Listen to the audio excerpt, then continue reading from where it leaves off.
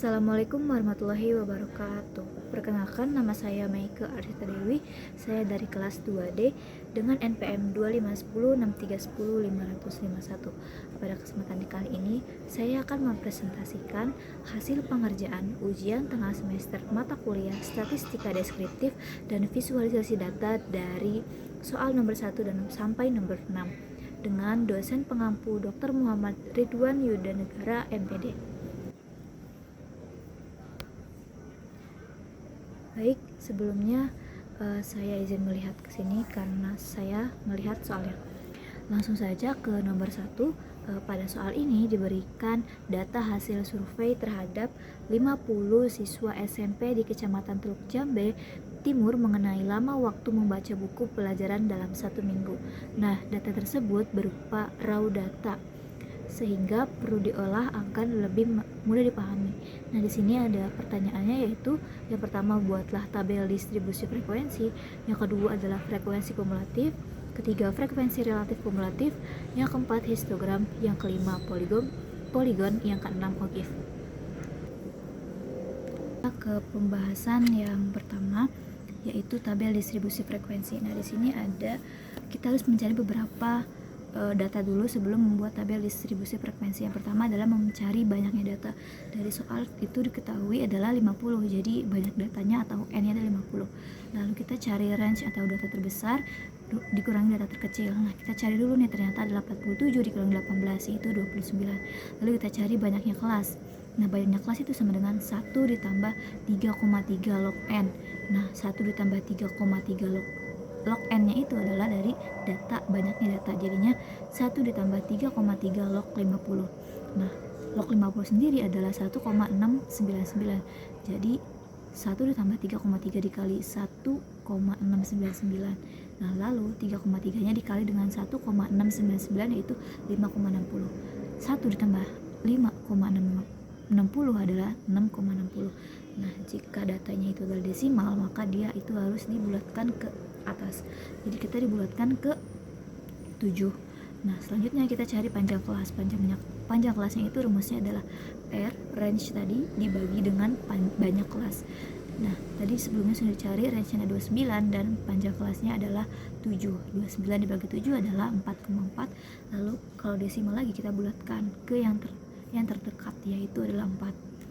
Jadi panjang kelasnya adalah 4. Lalu kita mencari batas bawah kelas, yaitu dari data terkecilnya, yaitu adalah 18. Nah, selanjutnya ini adalah tabel dari distribusi frekuensi. Nah, setelah itu kita mencari frekuensi kumulatifnya. Cara mencari frekuensi kumulatifnya itu dari penjumlahan di sebelah kiri. Nah, setelah itu kan tadi sudah diketahui panjang kelasnya itu adalah 4 dan batas bawahnya adalah 18. Nah, nanti kita hitung 18 ditambah 4 itu berapa? 18, 19, 20, 21. Nah, jadi nilai dari batas bawah sampai batas atas itu dari 18 ke 21 dan seterusnya. Nah, di situ ada frekuensi. Frekuensi itu dari seberapa sering dia muncul. Nah, kalau di data itu dari rentan 18 sampai 21 itu adalah 6 kali munculnya dari 18 sampai 21 itu. Angkanya ada 6. Nah, selanjutnya 22 sampai 25 itu 4, 26 sampai 29 itu 11 dan seterusnya. Nah, lalu setelah mencari frekuensi, kita mencari frekuensi kumulatif. Tadi kan ditanya frekuensi kumulatifnya. Nah, jangan lupa ini frekuensinya dijumlahkan terlebih dahulu. Frekuensi itu jumlahnya adalah 6. Nah, kita mencari frekuensi kumulatifnya.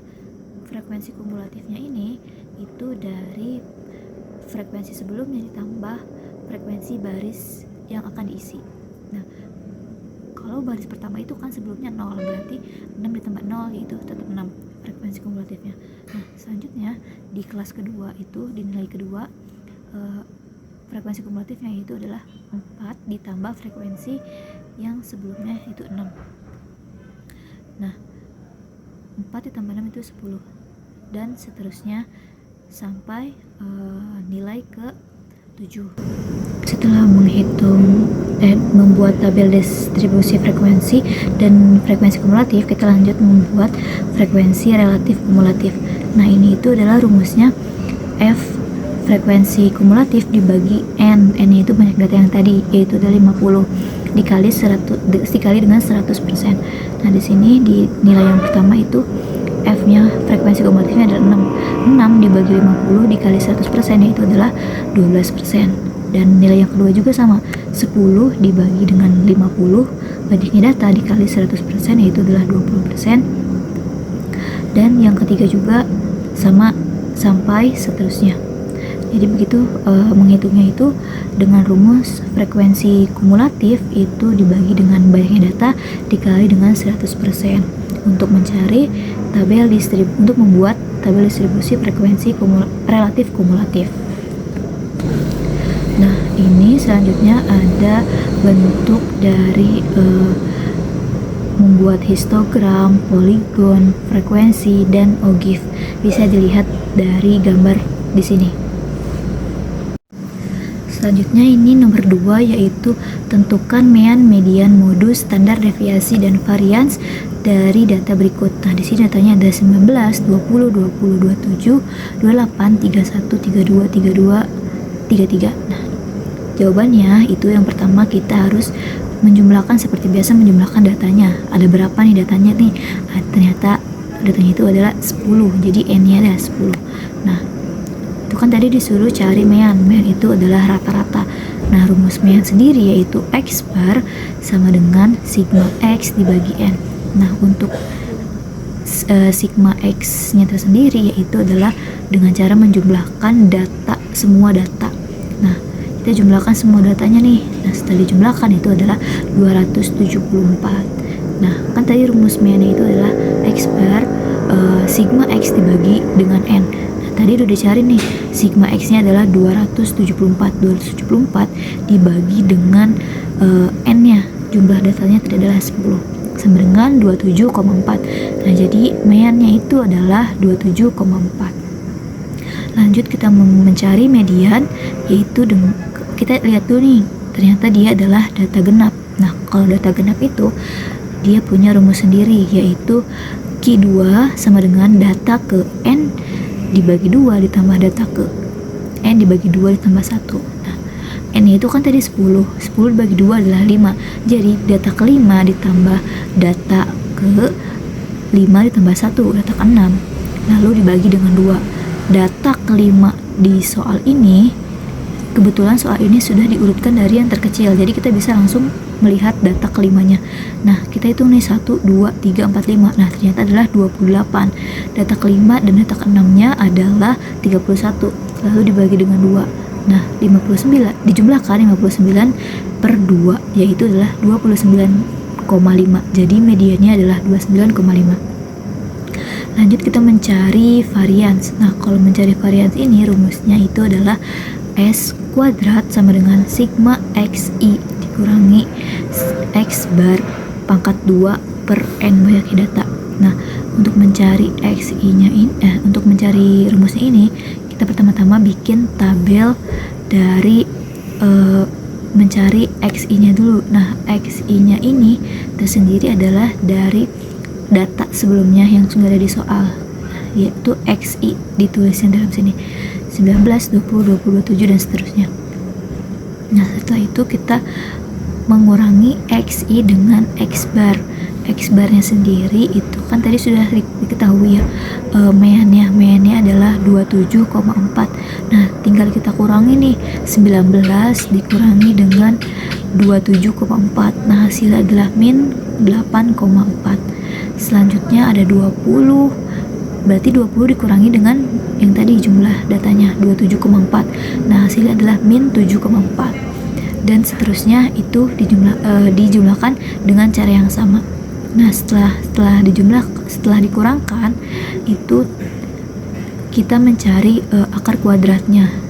Nah, sini kan ada di nilai di nomor pertama itu min 8,4. Nah, min 8,4 ini dikuadratkan. Nah, dikuadratkan yaitu min 8,4 dikuadratkan yaitu 705,6, dan seterusnya ini yang kelihatan kedua min 7,4 dikuadratkan adalah 547, dan seterusnya. Setelah itu, setelah dikuadratkan semua dari semua data, lalu kita jumlahkan. Nah, jumlahnya itu adalah berarti sigma dari XI ini dikurangi X bar pangkat 2. Nah, udah ketemu tuh dari sigma dari rumusnya tadi, sigma dari XI dikurangi X bar pangkat 2. Nah, tinggal dimasukkan ke rumus. Tadi udah dijumlahkan yaitu 2.088.400.000. Nah, dibagi dengan 10. Nah, S pangkat 2 nya yaitu adalah 28,8400. Nah, jadi variansi adalah 28,400. Lanjut kita mencari standar deviasi. Nah, standar deviasinya ini ada rumusnya lagi, yaitu S sama dengan akar dari S kuadrat. Nah, kebetulan S kuadrat itu kan tadi sudah kita cari, yaitu adalah varians. Nah, tinggal hasil varians tadi kita akarkan. Nah, akar dari 28,8400 itu adalah 5,3703. Nah, jadi standar deviasinya itu adalah 5,3703. Lanjut kita ke pembahasan ke nomor 3, yaitu di sini ada tentukan mean, median, modus, standar deviasi, dan varians dari data berikut. Nah, ini soalnya itu yang tabel ini ya. Nah, diketahui nih dari soalnya ada data kelompok. Nah, di sini dari 8 sampai 12 frekuensinya 3 sampai 17 itu 5, 8 sampai 22 itu 15 frekuensinya, 23 sampai 27 adalah 5, dan 28 sampai 32 adalah 2 frekuensinya. Nah, di sini disuruh cari mean, median, modus, standar deviasi, dan varian seperti sebelumnya. Nah, untuk rumus meannya ini berbeda dengan data tunggal seperti sebelumnya. Ini kan data per kelompok. Data berkelompok ini rumusnya yaitu X bar sama dengan sigma FI dikali XI dibagi N. Nah, untuk XI-nya itu adalah titik tengahnya, dan FI-nya itu adalah frekuensinya. Nah, jadi kita cari dulu nilai tengahnya nih dari XI-nya ini.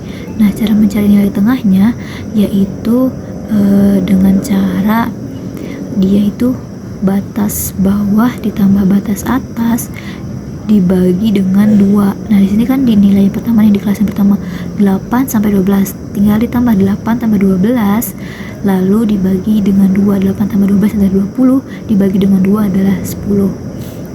Nah, selanjutnya nilai yang kedua itu juga sama, ditambah batasnya. Batas bawahnya 13 ditambah 17 dibagi dengan 2. Nah, hasilnya itu ada 15, dan seterusnya.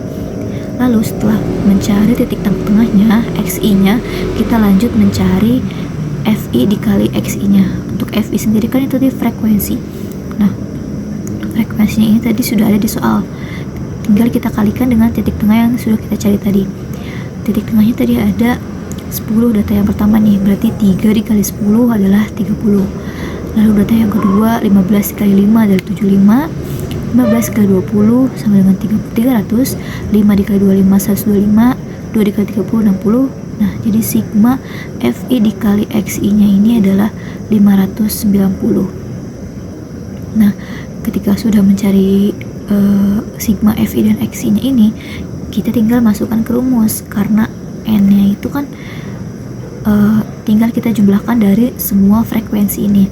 Nah, setelah dijumlahkan 3 tambah 5 tambah 15 tambah 5 tambah 2 itu adalah 30. Nah, jadi jumlah datanya atau N-nya itu adalah 30. Tinggal dimasukkan ke rumus, yaitu sigma FI dikali XI tadi adalah 590 dibagi dengan N-nya adalah 30, yaitu 19,67. Nah, lanjut kita mencari mediannya. Nah, kalau tadi itu kan kita cari tabel XI dan FI ya, FI dan dikurangi XI, FI dan XI. Nah, kalau ini kita cari tabelnya itu frekuensi kumulatif nambahinnya. Nah, frekuensi kumulatifnya ini kan dari frekuensi baris tersebut ditambah dengan frekuensi sesudahnya. Nah, kita cari dulu nih frekuensi kumulatifnya. Nah, frekuensi kumulatifnya itu 3 ditambah 5. Untuk baris yang pertama 3, karena sebelumnya kan 0, dia tambah 3. Lalu 3 ditambah dengan 5, yaitu adalah 8. Nah, lalu 8 tambah 15 itu 23, lalu 23 ditambah 5 adalah 28, dan 28 tambah 2 adalah 30. Lanjut langsung ke rumus mediannya. Rumus mediannya sendiri itu adalah L ditambah N dibagi 2 dikurangi F per FME dikali dengan P. Nah, untuk L nya sendiri itu adalah batas bawah kelas median. Untuk F nya ini adalah frekuensi kumulatif sebelum kelas median, dan FME nya ini adalah frekuensi kelas median. Untuk P nya ini adalah panjang kelas. Nah, kita cari satu persatu dulu. Kita mencari kelas median yang terlebih dahulu. N nya kita jumlahkan dari frekuensi sebelumnya itu adalah 30 dibagi dengan 2, yaitu adalah 15. Nah, jadi kelas mediannya adalah 15. Nah, kita lihat di tabel nih, 15. Nah, 15 ini ada di kelas yang ketiga. Nah, kelas yang ketiga itu frekuensi kumulatifnya adalah 23. Nah, jadi kelas mediannya itu adalah si 23 ini. Lanjut kita mencari L atau batas bawah kelas median. Nah, kelas median ini dari data terkecilnya dia 18 dikurangi dengan 0,5, yaitu 17,5. Lalu kita mencari frekuensi kumulatif sebelum kelas median. Tadi kan dari data yang ketiga ya. Nah, dari data yang ketiga itu tadi frekuensi kumulatifnya adalah 23. 23 ini frekuensi sebelumnya yaitu adalah 8. Jadi F-nya adalah 8. Lanjut ke FME, yaitu frekuensi kelas mediannya. Nah, tadi kan udah dicari tuh, frekuensi kelas mediannya adalah 15 dari kelas median ini nih. Nah, lanjut kita cari panjang kelasnya. Nah, cara mencari panjang kelasnya yaitu dari batas bawahnya ini, batas atasnya ditambah batas bawah ditambah dengan 1. Batas atasnya dikurangi dengan batas bawah ditambah dengan 1. Nah, panjang kelasnya yaitu adalah 5. Nah, setelah kita mencari semuanya yang dibutuhkan, tinggal masukkan ke dalam rumusnya. Nah, di sini rumus median tadi kan ada L-nya itu. L-nya tadi berapa? 17,5, tinggal dimasukkan, ditambah 5 dikurangi 8 per 15 dikali 5. 17,5 ditambah 7 per 15 dikali 5. Lalu kita kali 7 dengan 5, yaitu adalah 35 per 15. Jadinya 7,5 ditambah 35 per 15 yaitu 17,5 ditambah 2, sama dengan 17,5 ditambah 2,33, yaitu mediannya adalah 19,83. Lanjut kita mencari modus. Nah, kalau modus ini kita nggak perlu tabel yang banyak, kita hanya perlu mencari data terbesarnya aja. Kita mencari kelas mediannya dulu nih, kelas modusnya. Nah, 18 itu, nah kelas modusnya ini dari yang terbesar nih. Yang terbesar itu kan ada 15. Dan 15 ini kelas modusnya adalah dari rentan 18 sampai 22. Nah, 18 sampai 22 ini paling besar yaitu 15. Nah, langsung cari batas bawahnya atau L. Nah, L nya ini dari data yang tadi kan kelas modusnya 18 sampai 22. Nah, itu 18 nya ini dikurangi dengan 0,5. Nah, jadinya itu 17,5. Lalu kita cari D1. Oh ya, rumusnya ini nih. Rumusnya adalah modus sama dengan L ditambah D1 per D1 tambah D2 dikali P. Nah, untuk keterangannya sendiri ini ada di bawahnya, silahkan dibaca. Nah, selanjutnya lanjut kita cari D1. Nah, D1 ini adalah selisih frekuensi kelas modus median dengan kelas sebelumnya. Nah, kelas tadi kan kelas modusnya itu adalah 18 sampai 22 ya rentannya. Nah, itu ada 15 frekuensinya. Nah, kalau D1 ini adalah frekuensi sebelumnya. Nah, frekuensi sebelumnya itu adalah 5. Jadi D1-nya itu adalah 15 dikurangi dengan 5 adalah 10. Nah, kalau D2-nya yaitu adalah selisih atau pengurangan frekuensi kelas modus dengan kelas sesudahnya. 15 kelas modusnya tadi kan ada 15. Nah, 15 ini dikurangi dengan 5 sesudahnya. Kebetulan angkanya sama. Jadi hasilnya juga D1 dan D2-nya adalah 10.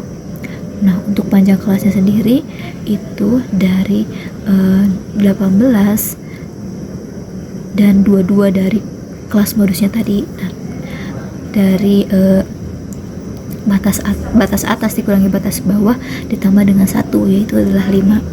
Nah, setelah kita mencari semua yang lengkap ini, semua yang dibutuhkan, kita tinggal masukkan ke rumusnya. L-nya itu kan tadi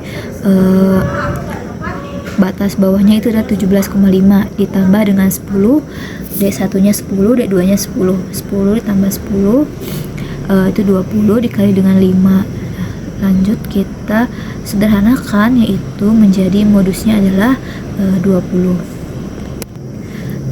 Setelah itu kita mencari varians. Nah, varians ini berbeda dengan rumus yang sebelumnya.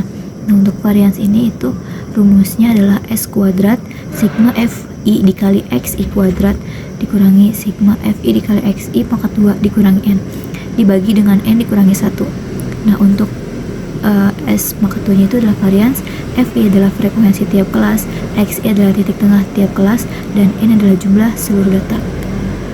Nah, yang kita butuhkan adalah mencari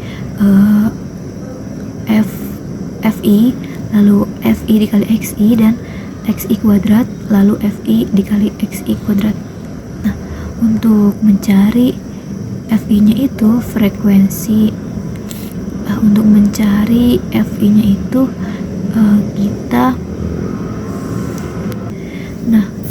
yang sudah sebelumnya dicari itu kan ada XI, FI kan sudah ada dari sebelumnya ya dicari. Nah, selanjutnya itu kita cari perkalian antara FI frekuensi kumulatif dikali dengan XI itu tadi titik tengah tiap kelas, titik tengahnya. Nah, 10 dikali 30 itu 10 dikali 3 yaitu 30. Untuk kelas yang kedua adalah 15 dikali 5 adalah 75, 20 dikali 15 adalah 300, 25 dikali 5 adalah 125, 30 dikali 2 adalah 60. Nah, lalu kita jumlahkan. Untuk FI dikali XI nya ini sigmanya adalah 590. Selanjutnya yang kita perlukan adalah XI kuadrat. Nah, untuk XI nya kan tadi titik tengahnya. Nih, titik tengahnya kan udah diketahui sini di tabel ini. Di sebelah kiri tinggal kita kuadratkan atau pangkatkan.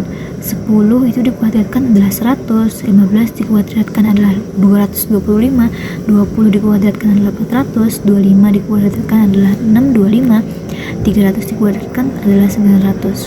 Lanjut kita mencari FI dikali X kuadrat yang tadi sudah kita cari. Nah, FI nya itu kan adalah frekuensi kumulatifnya 3. Frekuensi kumulatifnya itu frekuensi setiap kelas yang tadi diketahui sebelumnya. Nah, frekuensinya itu adalah dikali dengan XI pangkat 2 tadi. 3 dikali dengan 100, 5 dikali dengan 225, dan seterusnya. Nah, setelah itu kita sum atau jumlahkan. Jadinya sigma dari FI dan XI kuadrat itu adalah 12,35. Nah, setelah mencari semuanya sudah ada, yaitu sigma FI dikali XI kuadrat itu adalah 12,350, sigma FI dikali XI itu adalah 590, dan N itu adalah 30. Tinggal dimasukkan ke dalam rumusnya. Tadi kan rumusnya sigma FI dikali XI kuadrat tadi udah ketemu tuh 12.350 dikurangi dengan sigma FI dikali XI pangkat 2 yaitu 590 dibagi dengan 30, lalu dibagi lagi dengan 30 dikurangi 1. Nah, setelah disederhanakan semuanya itu menjadi 25,75. Nah, ini itu adalah varians dari data tersebut. Nah, selanjutnya kita dari varians itu bisa mencari standar deviasinya, yaitu dengan cara standar deviasi kan simbolnya itu S. Nah, tinggal dikuadratkan, tinggal diakarkan dari si varian sebelumnya. Nah, 25,75 itu tinggal diakarkan. Akarnya adalah 5,07. Nah, jadi standar deviasinya adalah 5,07.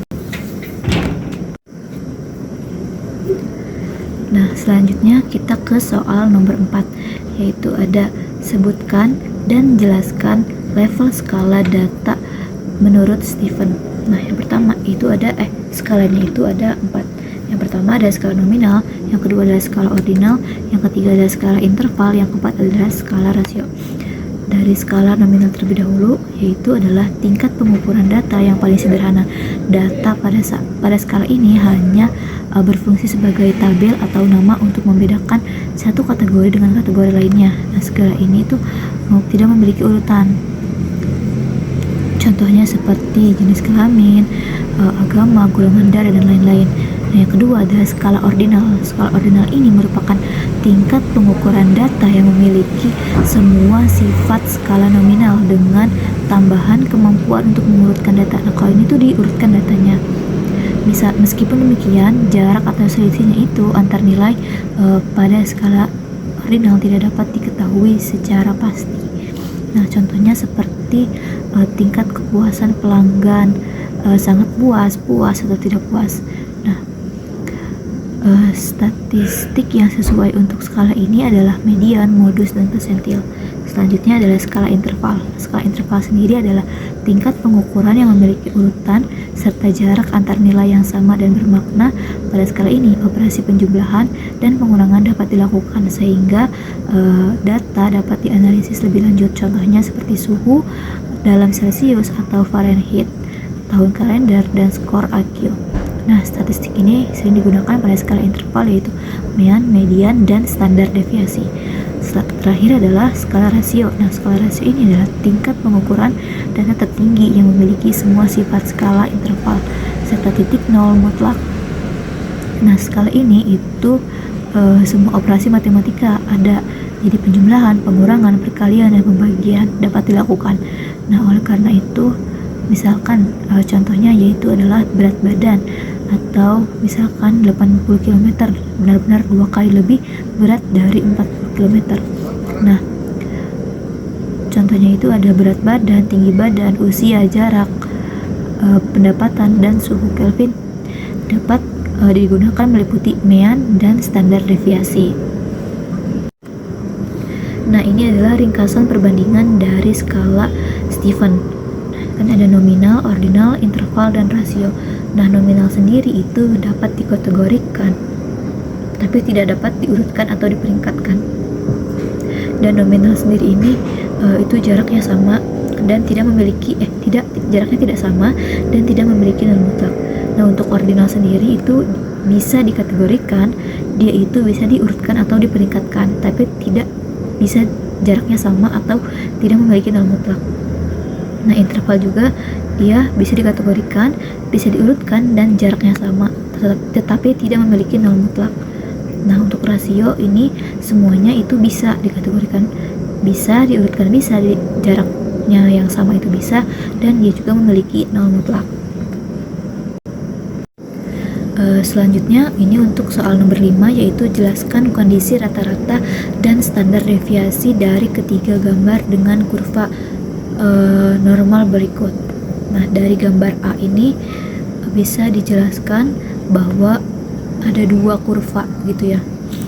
Satunya landai, satunya agak tinggi. Nah, kedua kurva ini rata-ratanya yaitu di tengah-tengahnya sama, yaitu meannya itu adalah sama karena puncak keduanya berada di titik yang sama.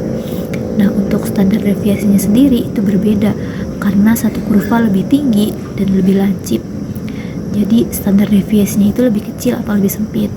Nah, satu lagi lebih rendah dan melebar. Jadi standar deviasinya itu lebih besar atau lebih lebar. Jadinya standar deviasinya itu nggak sama atau berbeda. Nah, untuk gambar yang B sendiri itu memiliki sama dua kurva. Tetapi kedua kurva ini memiliki standar deviasi yang sama karena bentuk dan lebarnya kedua kurva itu identik. Jadinya standar deviasinya itu sama. Nah, kalau rata-ratanya atau meannya itu berbeda, karena kurva pertama itu berpusatnya ada di sebelah kiri, kalau kurva yang kedua itu berpusatnya di sebelah kanan atau meannya. Jadinya terlihat dari dua garis putus-putusnya itu tuh. Nah, itu kan berbeda posisi, berarti dia meannya itu berbeda. Artinya kedua kelompok data memiliki sebaran yang sama tapi nilai pusatnya itu berbeda. Nah, untuk gambar yang C ini, dia juga punya dua kurva tetapi berbeda bentuk dan berbeda titik tengahnya. Nah, kedua ini rata-ratanya berbeda, betul, sekaligus standar deviasinya juga berbeda. Nah, kurva pertama ini yang kiri itu lebih tinggi dan lancip daripada rata-rata. Nah, jadi itu adalah rata-ratanya lebih kecil dan standar deviasinya juga lebih kecil. Nah, kalau kurva kedua yang sebelah kanan itu lebih rendah dan melebar, itu rata-ratanya lebih besar dan standar deviasinya juga lebih besar. Artinya kedua kelompok data tersebut baik nilai maupun nilai pusat maupun tingkat penyebarannya itu berbeda. Nah, ini untuk gambarnya, untuk ringkasannya yaitu gambar A itu meannya sama, standar deviasinya berbeda. Gambar B itu meannya berbeda, standar deviasinya sama. Gambar C itu meannya berbeda, standar deviasinya berbeda. Lanjut kita ke soal di nomor 6. Itu adalah berilah nama kurva di bawah ini, kemudian tunjukkan letak median modusnya. Nah, kebetulan ini sudah ada namanya. Jadi untuk kurva yang pertama itu dinamakan dengan kurva normal atau kurva normal. Nah, ini itu cuma ada satu garis yang berarti dia itu median, mean, dan modusnya itu letaknya sama atau letaknya di satu kelas. Nah, untuk gambar yang kedua ini yang sebelah kanan itu disebut dengan kurva bimodal. Nah, karena dia itu ada dua landaian memiliki dua puncak, terdapat dua modus. Nah, jadi yang puncaknya ini adalah modusnya. Modus yang satu itu sebelah kiri, untuk yang tengah-tengah ini adalah mediannya, dan modus yang sebelah kanan adalah modus yang keduanya. Nah, kalau bimodal ini itu memiliki ciri yaitu memiliki dua modus, menunjukkan adanya dua kelompok atau data dominan. Selanjutnya ada yang gambar ketiga yaitu negatif swiked atau yang miring ke sebelah kiri, begini miringnya ke sebelah kiri. Nah, dia itu memiliki ekor panjang ke sebelah kiri. Nah, urutannya itu ada dari mean sebelah kiri, lalu tengah-tengahnya itu adalah median, lalu di sebelah kanannya adalah modus. Penyebabnya itu karena beberapa nilai rendah yang menarik rata-rata ke sebelah kiri. Selanjutnya ada positif swiked atau miring ke sebelah kanan. Nah, kurva ini memiliki ekor yang memanjang ke sebelah kanan. Nah, untuk urutannya ini yaitu adalah modus di sebelah kiri, median itu di tengah-tengahnya, dan di sebelah ujung kanannya itu adalah meannya. Nah, ini tuh penyebabnya ada beberapa nilai tinggi yang menarik rata-rata ke sebelah kanan. Oke, mungkin cukup penjelasan ujian tengah semester statistika deskriptif dan visualisasi data dari saya. Mohon maaf bila banyak kekurangan. Wassalamualaikum warahmatullahi wabarakatuh.